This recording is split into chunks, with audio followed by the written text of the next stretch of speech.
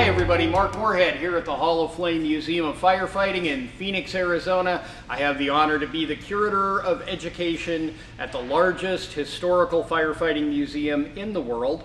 And if you can't come into the museum, we'll bring the museum to you. And by the way, let me remind you, as always, if you like these segments that we do, make sure to like and subscribe to our YouTube channel and share them with your friends and do all that good stuff. We appreciate it very much.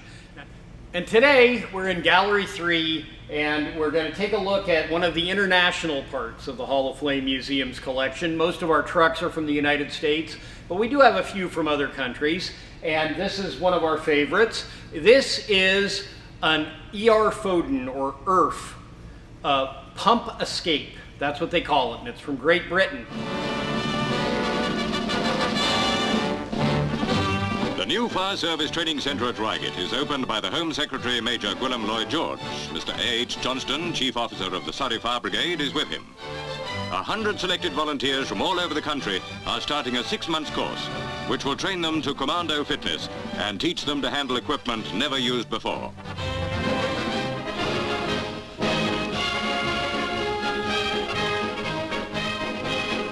Fire is a merciless enemy, and those who fight it must be as tough and as well equipped as soldiers in battle.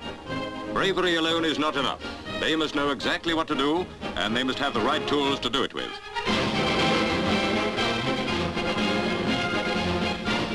These extending ladders reach tremendous heights while remaining rigid and secure.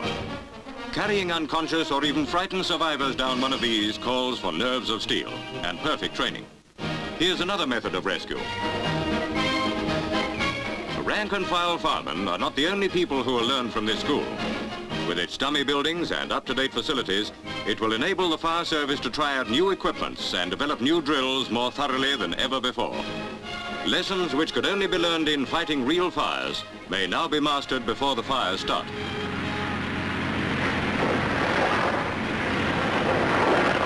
A 100 jets at once provide a spectacular climax to the opening of Britain's University for Firemen.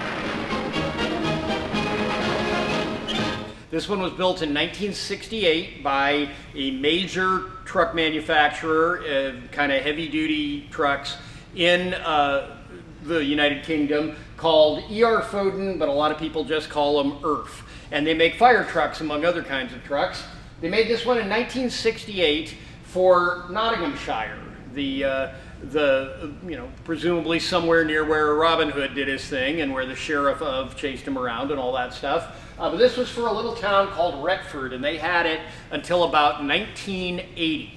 And it's the pump part is a 750 gallon per minute pump, but the escape part is a little bit different. This is what the British folks call a fire escape. To us in the U.S., a fire escape is a ladder or a staircase going down the outside of a building that you use to escape from a burning building. To them, it's this wheeled ladder that this truck carries on its back that you spring off, and 4 firefighters usually or more would wheel that up to the front of a building and extend it, and you go up and get people out. And so that is what is meant by a fire escape in Britain. Now, as I said, this truck came from the late 60s, and when it was finally retired in the 80s, as I understand it, it was purchased by the European division of Mattel, the toy manufacturer, and they used it for promotional purposes for a while, but eventually one of their executives was kind of given this truck as a sort of a retirement gift. And the story as I have heard it, and again, you always got to take stories that you've heard from firefighters with a grain of salt, but the story as I have heard it is that he was a very wealthy, somewhat maybe a slightly eccentric gentleman, and he had a beautiful estate in France. And he would drive this thing around this little town in France to the absolute mortification of his wife. And he was over here in the Phoenix area on business, and he came in to see the director of the museum at the time, and he said, "I have a 1968 ERF fire truck. Would you like to have it?" And my boss said, "We'd love it, but we can't pay to bring it from France. That's prohibitively expensive." The guy said, "No, it'll be a gift to my wife." And he shipped it from France, you know, I guess across the channel and out of Southampton and over the Atlantic and through the Panama Canal and up the west coast of Mexico and into Long Beach, California.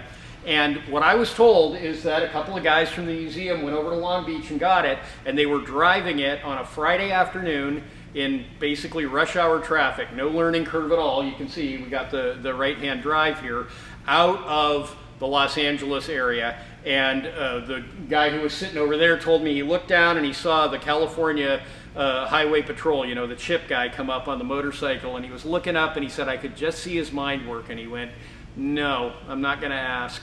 Just keep going that way out of town and we'll be fine. So it had a long, a long trip, but it is a very fine fire truck. It's got a V8 engine. It can do about 60 miles an hour if it needs to, and 750 gallons of water a minute, as I said. And it's got that big, beautiful, horrifyingly heavy ladder that you can take off the back, the fire escape in the British sense, and put up against a building and go and get it. And to compensate for that weight, most of this chassis built by ERF is, oddly enough, wood.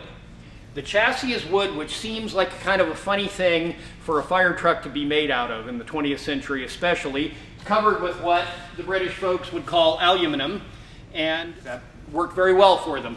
But we are very proud to have her here in Gallery 3, and you'll notice one other function about this truck that's a little unusual is that the word fire up on the front of the truck is spelled backwards.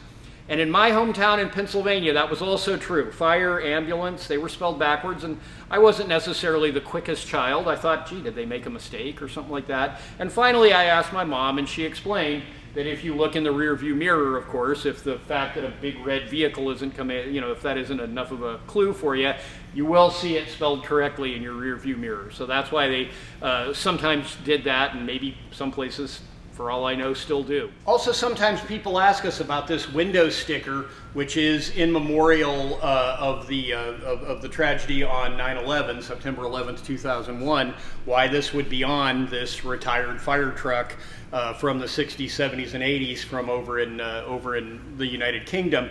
And that, of course, is simply something that has come to this truck as a result of its residence here at the Hall of Flame.